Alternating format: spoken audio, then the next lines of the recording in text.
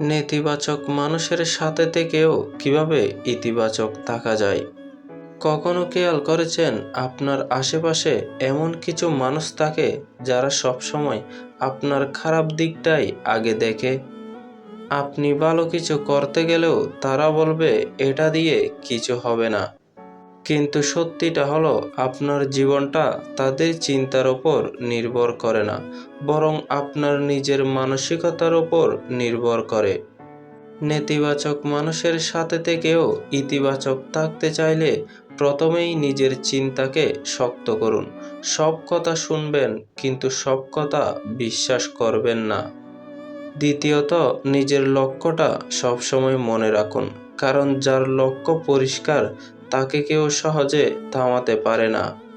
আর সবচেয়ে গুরুত্বপূর্ণ, নিজেকে এমন মানুষদের সাথে রাখুন যারা আপনাকে এগিয়ে যেতে উৎসাহ দেয়।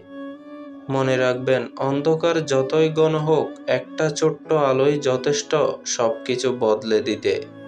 তাই অন্যের নেতিবাচকতা নয়, নিজের ইতিবাচকতাকেই শক্তিশালী করুন।